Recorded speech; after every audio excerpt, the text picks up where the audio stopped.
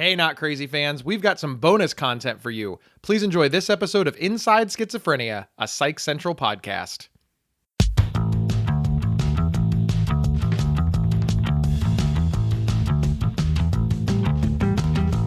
Welcome to Inside Schizophrenia, a look into better understanding and living well with schizophrenia.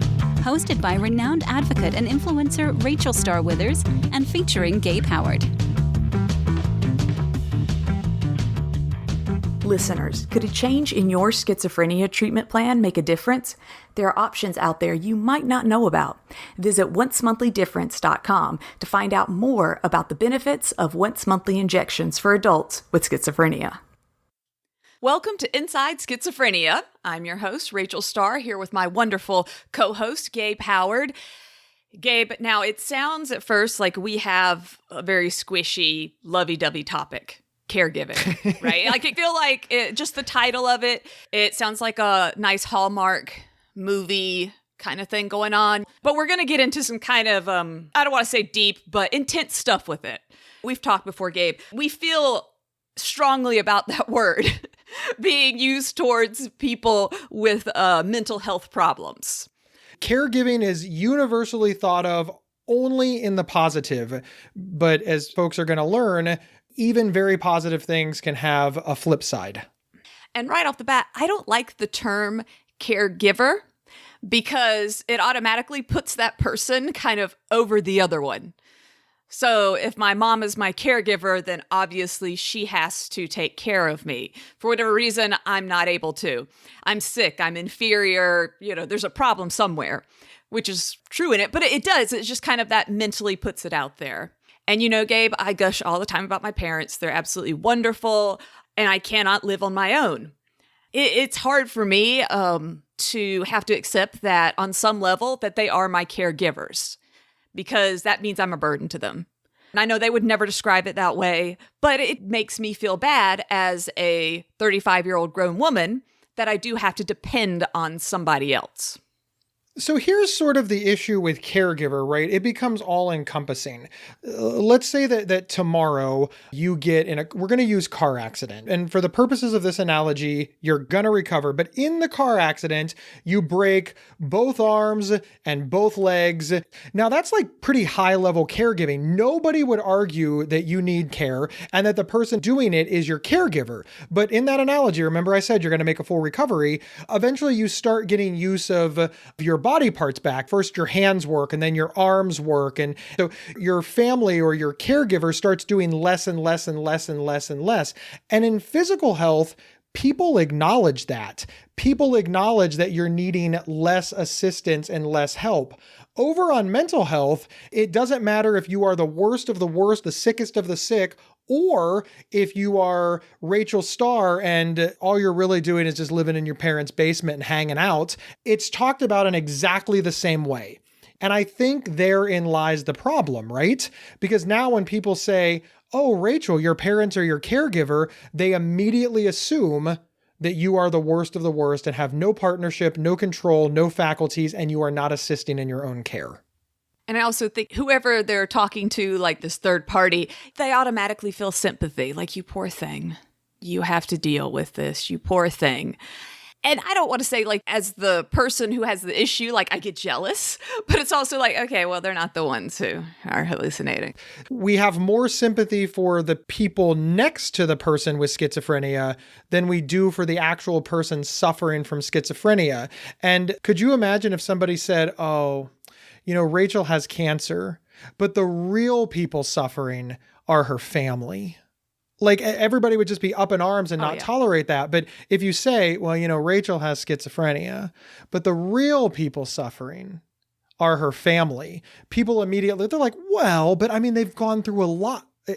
It can't be worse for them than it is for you, Rachel. To make it clear for everybody, when we were saying caregiver today, we're not talking about the doctors, nurses, that kind of thing. We're talking about the kind of normal day-to-day stuff. So a caregiver, they could be paid, but most caregivers are unpaid members that are related or in the social circle of the person who is needing care. Usually, our caregivers don't have any professional training. We have a wonderful guest today who's actually going to talk to us more about caregiver training. The majority of caregivers are women. I think with a lot of women, you already have that kind of motherly role, and they'll usually be the first to step up to be the caregivers. Typical duties. This is all little things, okay? Daily activity stuff is what caregivers do. They manage medications, making sure that you're taking your medications, you're taking them correctly. They may talk to the doctor or nurse or whoever on your behalf. With schizophrenia, what we need might change. So caregivers, when it comes to schizophrenia, may or may not have to help with like cleanliness, that kind of thing, making meals, making sure that the person is eating healthy, not just eating Pop-Tarts nonstop. So right now, there's around 50 million family caregivers nationwide in America. 50 million people. That's so many. And if you were to pay them, in theory, it would be around $306 billion. So these family care, like, you are worth a lot of money. To my people that are out there listening, it is a thankless, usually moneyless job. And a third of all people, will have to be a caregiver at some point in their lives. But you also have to take into the account the person. And you need to make sure that they are still feeling respect and dignity. No one wants someone telling them what they can eat, what they can't eat. Okay, this is what you're going to do today. Like, nobody wants their whole life controlled by somebody else. And nobody wants to be seen as less than. Oftentimes, people experiencing schizophrenia don't have that level of respect to balance out the burden. We just have the burden. That's a lot to overcome. To be seen by society as hurting our families, in addition to managing schizophrenia, that's big. That's mighty big. We don't want to hurt our family. We love our families, and we are incredibly thankful for everything that they're doing for us. We just want to make sure that we're not lost in that discussion. If you're a caregiver for someone who, like you said earlier, has a broken bone, if you're a caregiver for someone who is elderly, you kind of know what to expect. But with schizophrenia, it's not that predictable. The caregiver of someone who has schizophrenia, you have to be on the lookout for other things. One of the biggest is going to be medications and side effects. If the person that you are helping also has depression, you really need to kind of watch out for suicidal tendencies, kind of signs that this person might not need to be alone. This person might need to have their medication changed up. And the side effects, I know, Gabe, and you've seen me do my little dance here, but I have tardive dyskinesia where I shake. And there's just a lot of side effects that can affect people with schizophrenia differently. It's not predictable. With those medications, and we had a previous episode about this, it opens you up to being vulnerable for more diseases. So for instance, diabetes is a huge risk if you have schizophrenia. If you've ever been on any antipsychotics, you do tend to put on weight very frustratingly quickly. So caregivers need to kind of watch that. And I'll be honest, Gabe, I don't like the idea of someone telling me what I can and can't eat. Well, right. Because you're an adult and you need to make your own decisions. And let's take this at a base level, like a human dignity level. If you are not choosing your own meals, your own food, if somebody else is making that basic decision for you, how much wellness do you actually have? If you don't even have the autonomy to choose what you put in your own mouth, what you eat for sustenance and meals. Another thing that changes with schizophrenia versus other types of disorders, diseases, etc., is the cognitive ability, disorganized thoughts. Sometimes, and it's so hard to explain when people ask me about this, but sometimes like I'll forget something very simple, like how to zip up my jacket. It's just like the piece is gone, and you can have a full conversation with me, I'm fine, but then I'll go to do something and I'm like, oh no, how do I do this random thing? And I'll get confused. That's what caregivers have to watch out for with schizophrenia. Like, I don't need anyone to help me dress. I don't need anyone to come over and pick my clothes out for me. But then some days I get confused and I can't remember how to do something. And just throwing this out there, my way around that is that I lay out my clothing ahead of time and I always have a backup set with no fun things like zippers and things. Schizophrenia isn't predictable. Gabe, a few weeks ago, I had a really bad psychotic episode, and I haven't had one this bad in way over a year. 99% of the time, I don't need help. I hallucinate and I have little delusions and things, but I'm able to manage it myself. I usually don't even tell anyone, but this was different. And when it happened, I became very scared. I knew I did not have a grasp on reality. I couldn't get my phone to work. I was trying to text my mom, who was upstairs, and I couldn't seem to text. I couldn't remember how to text. I was like fighting my phone. I don't know if I was texting the right person. Couldn't put words together. And somehow I got in the kitchen. Eventually, my mom, she did get some of the text messages. She came out, got me, and stayed with me the rest of the night. That was very scary, and I'm very lucky that she was there to step in. Again, this is once a year that she had to do that, but we don't know when that once is. Okay, she may have had to be up early for work or something next morning. So taking care with schizophrenia, it's very unpredictable. And it's kind of like you're on call. Like you're ready to help if the person needs help in this way, but most of the time they might be okay.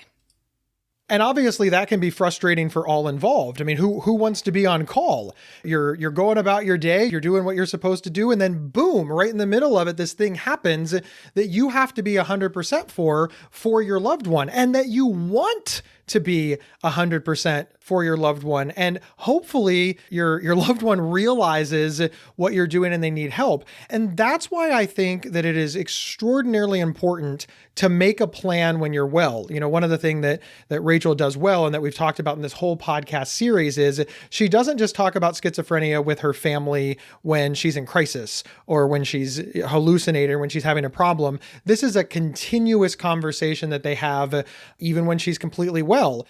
The analogy that I like to use is it's like having a fire drill when the house is on fire. But the best time to install smoke detectors and the best time to have a fire drill is when your house is not on fire. It's very much the same in schizophrenia. And I think a lot of caregivers miss this. And in fairness, a lot of people living with schizophrenia, they miss it too. We want to believe when everything is fine that it's going to stay fine, and we just want to focus on the here and now and not make a plan for what happens in the event that things go a different way.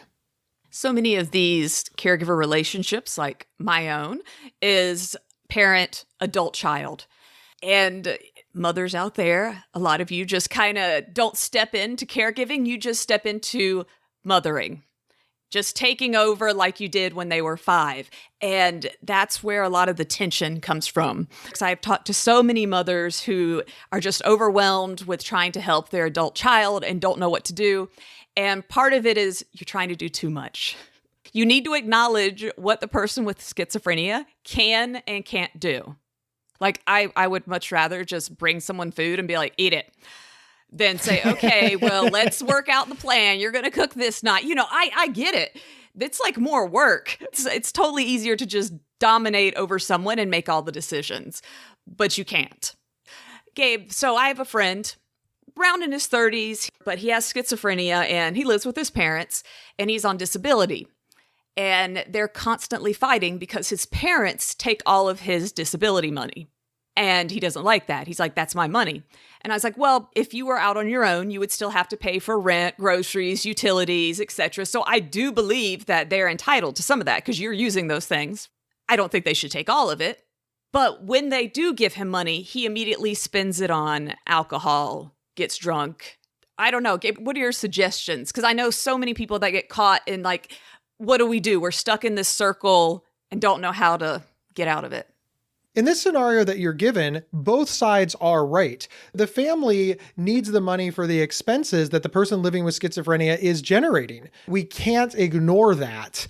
But we also can't ignore that the disability check is this person's. It's in their name. And they feel like they're not being given a choice. They feel like their money is being stolen. But then again, let's go back to the other side. They feel like, well, when I give that person the money, they make dangerous choices, buy alcohol. And especially in the case of, the family dynamic, if this person uses alcohol, it interferes with the meds, they have a crisis, this crisis affects the whole family. So when taking a look at everything, these are very difficult things to resolve, because the reality is both sides are right and both sides are wrong. This is where it's really important to understand that. I call it negotiating in good faith. If you have this idea in your head that the other side is wrong and you're right, you're not negotiating in good faith. And I'm speaking both to the caregiver side and the side of people living with schizophrenia. And that also points to a larger problem, which those two sides are often at odds. They're often looking at each other as heroes versus villains, when in actuality, you're neither of those things. That's very important. These things get resolved in any number of ways, whether it be by compromise, whether it be by walking a mile in the other person's shoes, whether it's understanding. So often caregivers, they don't think that they're the ones that need to seek mental health help. They don't think that family therapy is needed because, after all, they're this big, strong caregiver. It's only the person living with schizophrenia that needs help. It's vital that you understand that if something is contributing to the mental health decline of the household, it means that the entire household needs mental health help. And so often people think, oh, well, I'm not as sick as my loved one with schizophrenia, therefore I don't need any help. And you have to know what you can and can't do. Most people have to work full time. Okay, so we get this. This is almost like a second job, or maybe a third job for many, on top of your life, and it becomes intense. Family members are awesome because they're usually the main support system. Whenever you're making that decision of should the person with schizophrenia live with you, there's actually, I like this, it's a little chart, Gabe, I have here, but I love charts as well. But it says, living with your family and you have schizophrenia works best if you are high functioning and you can still maintain friendships and activities outside of the home. Meaning I'm still able to go do a part-time job, volunteer work. I still have friends I talk to. It's not just me and my parents, and that's it. Another is that the relationship around the family is relaxed. If you always have a lot of tension with a certain family member, it's going to be a lot worse when you add in schizophrenia and them living together. You want to make sure that there are other support systems. Again, you can't do it all yourself. We've talked about NAMI and different things, support groups, at the doctor, asking them. Make sure as the caregiver that you're not all the person with schizophrenia has. And make sure, this last one here, that the living situation is not negatively impacted if there's young children in the home by the person with schizophrenia. Children come first. Always make sure they're protected and everything. I'd say for the most part, my family they fit all of those. Okay, Rachel, but along that same vein, what things are immediate disqualifiers? Like living with the family is not advised if what happens? Well, one, if the caregiver is single, ill, or elderly. That's going to be really hard. Someone in their 80s is going to have a very hard time helping out with someone with schizophrenia. That's just the truth of it. If the schizophrenic is very low functioning, if they need more help than you can give them. So when I say high functioning, low functioning, what I mean is I'm usually considered a high functioning schizophrenic. Meaning that for the most part, I'm good for, let's say, 2 weeks. I could live alone, but after that, I get weird and I have like little spurts of times when I'm going to need a lot more help. But I'm high functioning. Low functioning would mean I need a lot more help, more supervision. I need someone kind of stepping in my life, helping me make important decisions, helping me with my money, etc. Makes sense. Understood. You shouldn't be a caregiver for the person in your family if it's causing stress on your marriage. If your life is in shambles, you can't help anybody else. I can't stress that enough. And you're going to hate that person you're trying to help because you're like, oh, well, I've lost my marriage. I've lost my job because of this person. It's going to impact you both negatively. You just have to accept that you cannot do everything. And I think that's really the key. What we want to point out is that doing something about it doesn't necessarily mean that you personally do it. It could be a matter of getting the person to the right care. For example, we'll go back to the car crash scenario that I gave. I am not an EMT. I am not a trauma surgeon. I don't know how to set a bone. So if that happens to my friend Rachel, the best thing that I can do for her, of course, is call 911 and get her the help. In mental health, we have this tendency to do just the opposite, to say, oh, I'm going to pick you up, Rachel, and we move her from the car accident. We start doing all kinds of damage because we're unaware. Sincerely, ask other family members to pitch in, call friends, call the local charity, schedule an appointment with a therapist, find out what you can do. And honestly, by listening to this podcast, you're already starting that process. You're looking for hints and tips of how you can be better. Again, I really feel the need to be clear. Me calling 911 for Rachel in the car accident analogy is me doing 100% of what I can do and ensuring that Rachel has the best possible outcome. We need to start thinking that way in mental health rather than thinking, okay, well, I have to fix 100% of this because after all, I loved my child, friend, family member, etc. So, Gabe, we've really been a downer up until this point. And we don't mean to be. We don't mean to, but we have all these problems we've discussed. How do we fix them? One of the best things you can do is set out rules or make it very clear as the caregiver what is expected of you. And as the person receiving care, what is expected of them, so that you know if you're overstepping your bounds. Make sure that the person receiving care has to give something too. All right. It's not just like take. Now, it could be little things. It could be, you know what? Hey, if you're able to vacuum, if you're able to handle the groceries, but make it clear that this is a partnership. It's not just one person completely depending on the other. You know, what you can and can't do might change over time. For the most part, in my family, I buy a lot of like the groceries and things like that. I like that I'm able to provide food, make food and things, because it makes me feel that, hey, I am contributing to the household. It's not just me living in the basement creepily, skulking around the house, taking everything and not giving back.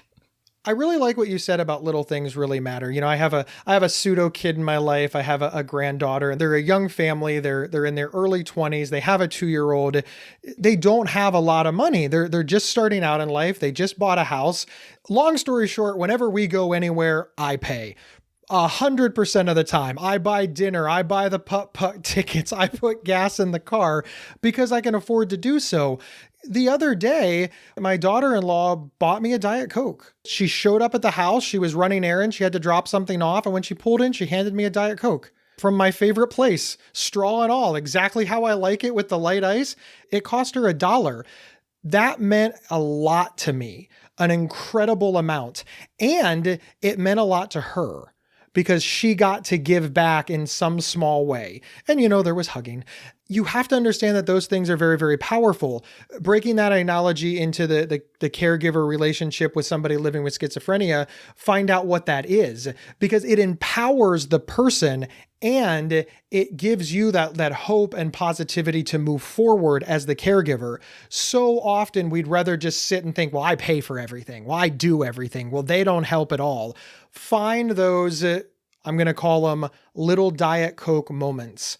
If you have this idea that you're always going to be the caregiver and that they're always going to need help and that they're never going to contribute, you create a self-fulfilling prophecy. And so many times when someone does have to move back home or need care, they're recovering. They're recovering from a very bad psychotic episode, or maybe they've just fully been diagnosed as having schizophrenia and they're going through that. So make sure that you have goals of where do I want to be in a year? If your goal is to live on your own, and right now you can't, if the caregiver is too overprotective and just taking over my life, I will never get to that point because I won't know how to stand up on my own. You did it all for me. So make sure as you find objectives to help with that, as a caregiver, you know when to step back. As the caregiver, you need to watch out for some things in your own life. There's actually something called caregiver syndrome, and that is when you're burnt out. And you can get burnt out on a job, lots of things in life, but you're burnt out of caring for a person. And that manifests in exhaustion, anger, rage, depression, anxiety, and even physical things, high blood pressure, diabetes. This is all stuff we talked about earlier, Gabe. This is like you're trying to help someone else with these exact same problems, and now you have the problems. Yeah, you can't pour from an empty cup. I know that it's a cliche, but if you are not well, what support are you providing? Sincerely, Rachel, would you want help from a person who was sleepless, scattershot, angry, frustrated, confused, annoyed? Is that the person that you want to show up to provide you what in some cases could be life-saving care? I do not, Gabe. The stress there, can you imagine now if I'm living with that person and it just never ends? You're going to have to learn as a caregiver to step back, take a vacation, even if it's just like little mini vacations during the day. Really cool. I actually was talking with this family, and they had a young teenage son. He was diagnosed with childhood schizophrenia, and so he had been on antipsychotics for quite a while, and they had definitely affected his weight. And the parents were just pretty much, they were at their wits' end. You know, they were doing so much trying to help their child, and now on top of that, they're worrying about his weight gain. So what happened? The uncle stepped in.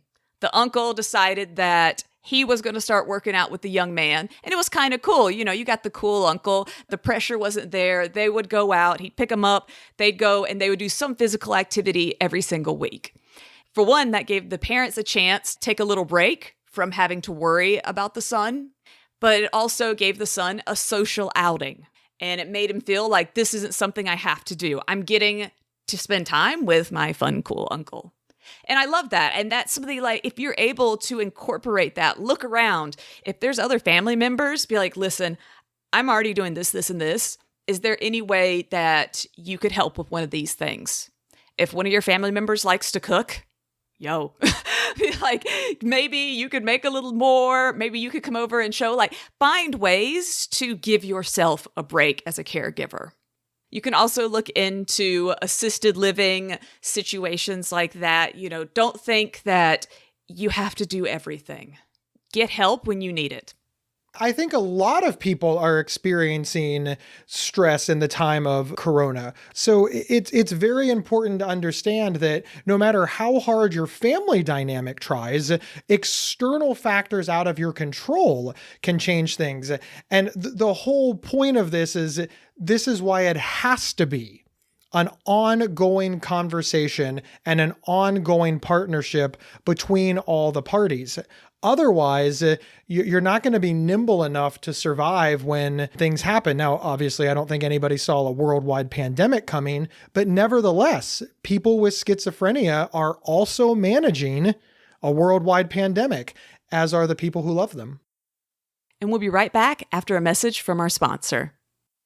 It can sometimes feel like another schizophrenia episode is just around the corner. In fact, a study found that patients had an average of 9 episodes in less than 6 years.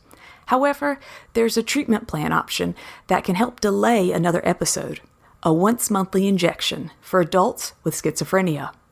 If delaying another episode sounds like it could make a difference for you or your loved one, learn more about treating schizophrenia with once-monthly injections at oncemonthly.difference.com.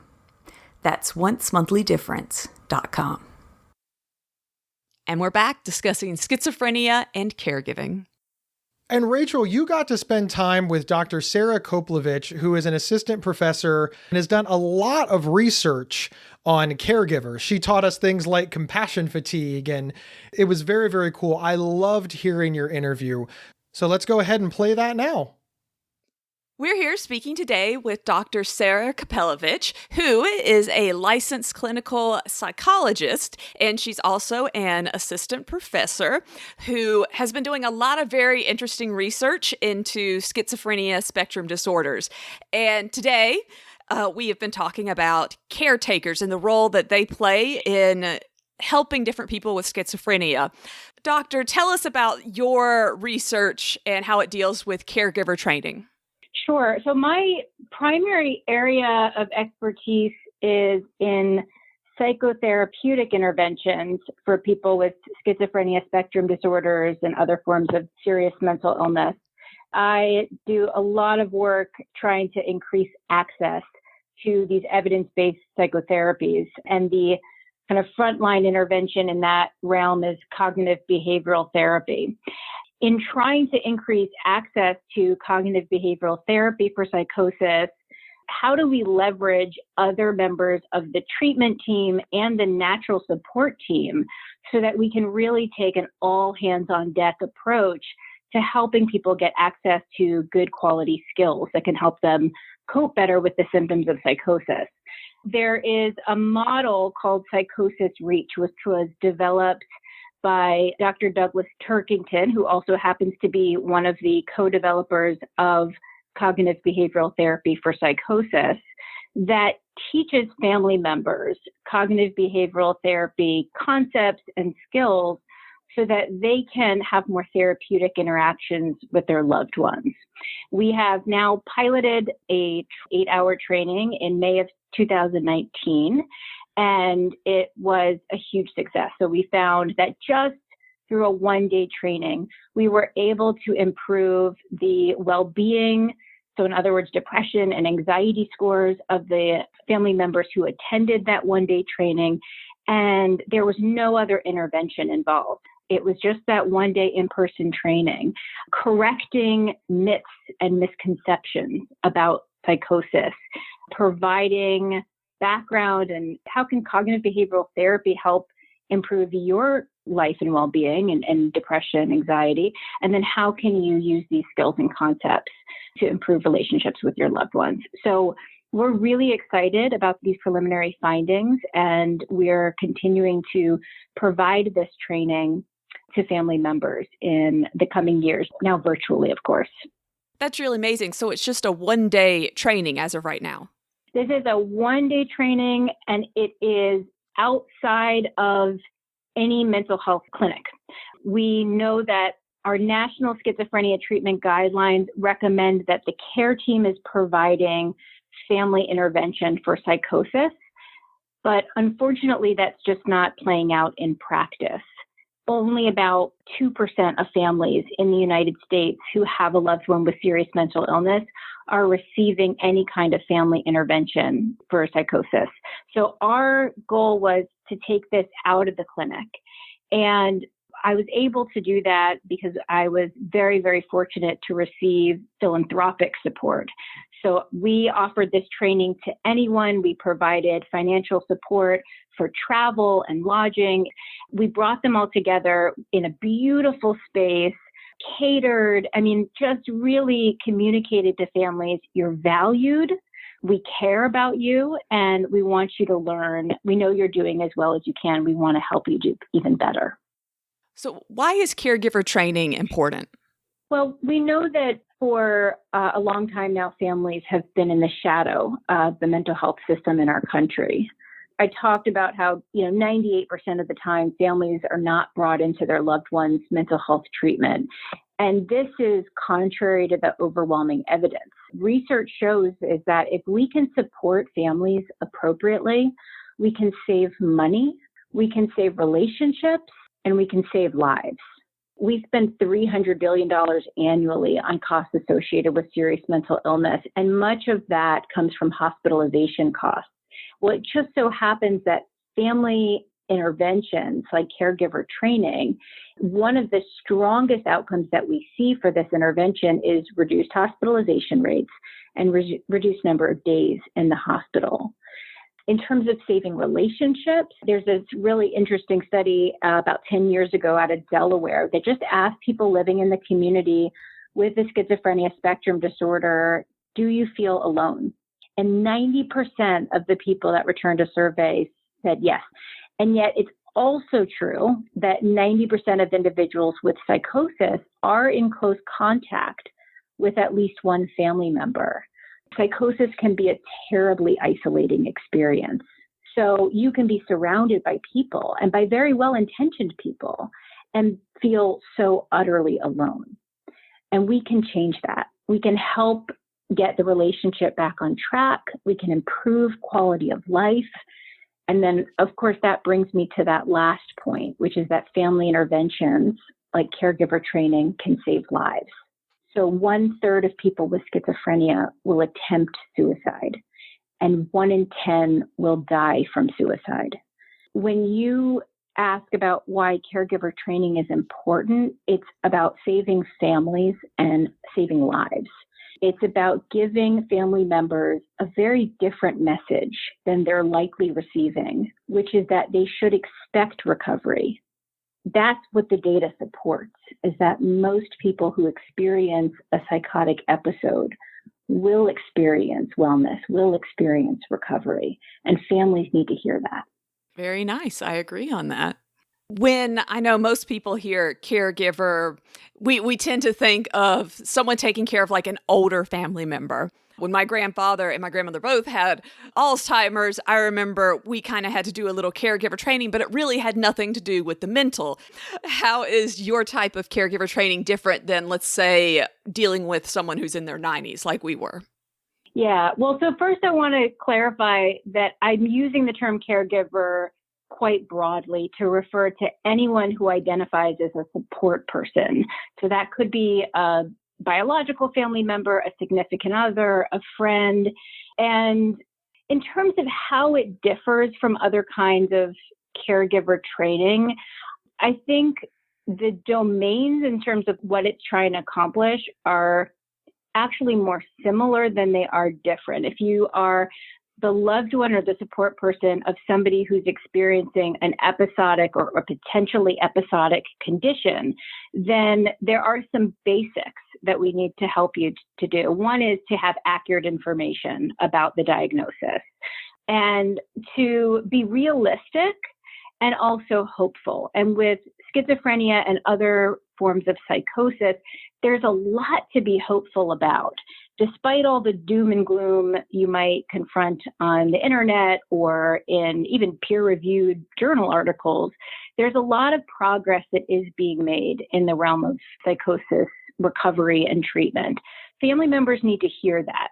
Otherwise, they're going to go do a Google search or they're going to talk to a family member that has their own anecdotal experience, and it might not be positive, right? But there's a lot to be positive or hopeful about. Family members want and need connection with their professional care team, but also that connection with other caregivers. And that's across conditions. And then finally, I think they want resources and skills training, right? How do I help? What helps and what makes things worse? They want to know, what can I manage at home?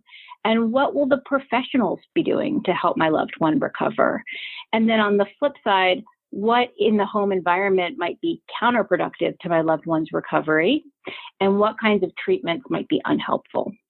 There are more similarities than there are differences, but when we get a little bit more granular, a little bit more detailed, that's where we start to see differences. Within the psychosis reach training and other kinds of family interventions, we're going to be giving psychoeducation, obviously, about psychosis. We're going to be really defining some boundaries for a training so that when we teach you these skills, our goal is not for you to do psychotherapy with your loved one, right? That is not indicated, nor is that within your skill set. It's really about helping you to apply some of these skills to yourself in your own life so that you could be more effective with your loved one. When you're doing these different trainings or you're speaking with loved ones, support givers and whatnot, what are some of the common problems that they bring up to you? My colleague, Maria Monroe DeVita, conducted focus groups before we started the Psychosis Reach training. And these focus groups were across the state of Washington with families who had had a loved one hospitalized for a psychotic episode. And what these families disclosed can really be boiled down to two things. They wanted skills to manage their loved one's illness, and they said that they wished that they had had someone, and they were referring to another family member, a peer, tell them this was my experience. This is what you can expect. Here's what worked for us. There's something incredibly powerful about connecting with other people who have walked that path before. And then they also wanted to know things like, how do I respond when my loved one is experiencing a delusion? How do I help them when the voices get really intense or really degrading? They're referring to things like coping skills, problem-solving skills, communication skills. So that's exactly what Psychosis Reach teaches them, right? It's how do you help? What do you do in those situations? And then also, how do you know when to back up? Because we also need to make sure that we are meeting people where they're at and kind of know when to tactfully withdraw from a situation. How can loved ones know when they need to tactfully withdraw or maybe kind of step back from a situation? So it's really important to know that we cannot progress from a place of conflict. Sometimes things can escalate quite quickly or unpredictably, and you find yourself in a situation where now people are yelling. And so that's not a therapeutic interaction, right? That's a situation where we need to tactfully withdraw. This is a bad time. Let's come back to this another time. Or shift topics, right? Hey, I'm wondering if you caught the game last night. I missed it. Can you fill me in? Falling back on the relationships, going to neutral topics, getting back on the same page with your loved one. Hey, I know it's really important to both of us that you stay out of the hospital, and I can see you're feeling really unsafe right now. What can we do to help you feel safe in this moment? So many times, including my own situation, you have a support person or caregiver that's a parent, and the person that they're supporting is their own child, an adult child with a serious mental disorder. Not only do you have the stress of the parent-child, but with that added schizophrenia and psychosis, can you speak on that? Sure. It can be a really tricky balance, right? You have a parent who wants their child to be well and can feel quite helpless and might be concerned for their well-being, for their safety, for what's happening with their school. Are they going to get so off track that it's going to have implications for their future?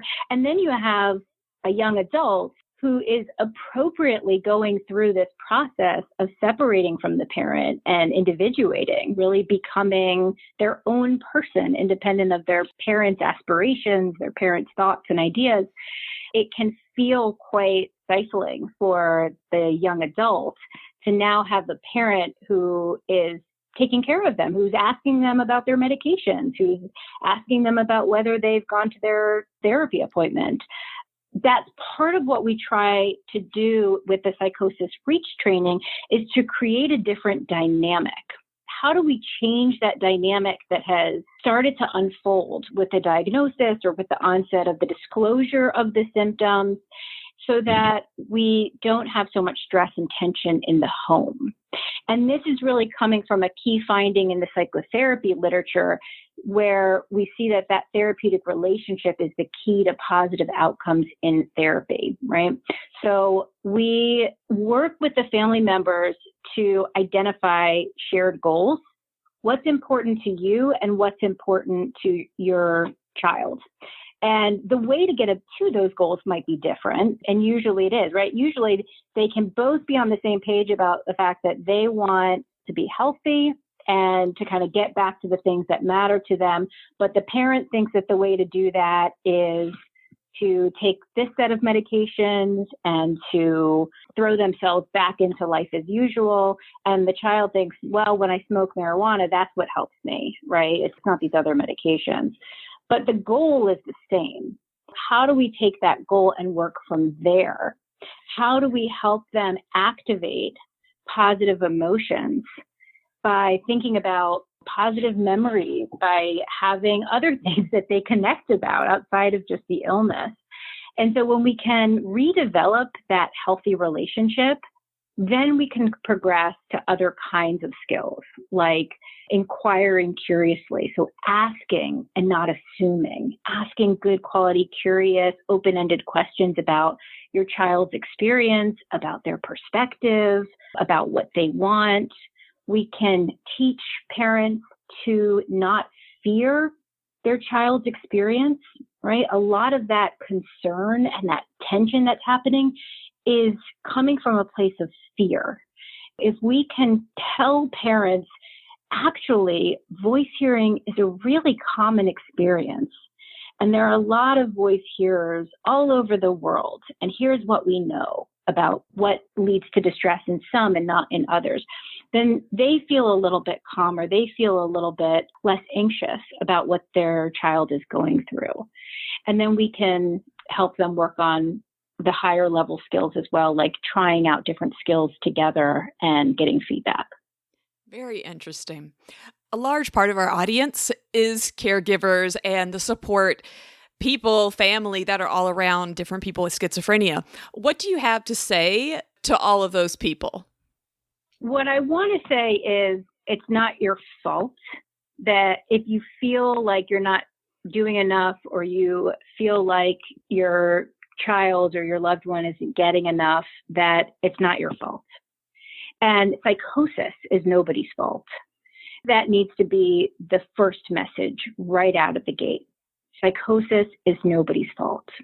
We have a lot of wishes for behavioral health system transformation, and we know that the system isn't doing as well as it could be to help meet their needs. So I have training in dialectical behavior therapy as well. And one of the principles of dialectical behavior therapy is this assumption that we're doing the best we can, and at the same time, we can do better. That's the message I tell myself every day. That's the message that as a policy advocate, as a mental health professional, I communicate to mental health providers and administrators, and that's what I share with family members as well. You're doing the best you can, and when we know better, we can do better. It's very interesting that you said that one of the main important things is that it's not your fault. That was just kind of really struck me because in my own situation with my parents being my main support system, I do think it comes up a lot. And I would say that for other people with schizophrenia and their support system that are family, yeah, that's a big thing is, did I cause this? Did I give this to my child? Did something happen under my watch to my child to cause this? And I hear that a lot as far as like, did something traumatic happen? So it's very interesting that that's one of your main points. You got to accept right away that it's not your fault. That just when you said that, it really struck me. That was very powerful. Absolutely. The more we know about psychosis, the more complicated that picture becomes, because it's really not this simplistic model of if you've got this set of genes, then you're going to develop schizophrenia. There are a lot of contributors to psychosis. We used to see psychosis as this really uncommon, abnormal state. Psychosis is far more common than we used to know. See, across cultures, there are the schizophrenia spectrum disorders are one kind of set of causes for psychotic experiences, but there are a lot of people who have psychotic or psychotic-like experiences who don't have a mental health diagnosis. There's not a clear formula for this, but what we do know is that it's not any one thing. It's a very powerful point. Definitely helps a lot of different support people out there who are listening to hear that. So how can caregivers find training? In my mind, the place to start is the National Alliance on Mental Illness. NAMI is the largest mental health organization for families. It's been around since 1979, and it's really become a leading voice on mental health. What NAMI provides is both a way to connect with other families, and also they provide their own set of education and resources to family and caregivers. And because they are such a large organization, there's a good chance that you're going to have a local NAMI chapter in your region. I find their trainings are a really nice base for families who are just beginning their journey supporting a loved one with psychosis. A lot of their educational programs will teach you about some of the common terminology. They'll talk about different treatment options for different disorders. And then a lot of families will find that they'll benefit from more specialized trainings.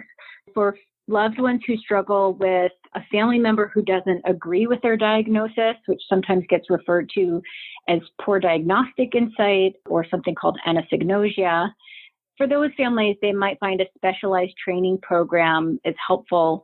And the LEAP Foundation, which is directed by Dr. Javier Amador, can be really informative and helpful. They have a number of offerings, a number of different trainings that they're now offering virtually. It's kind of the silver lining to the dark COVID cloud, is that so many of these trainings are now being offered via distance learning.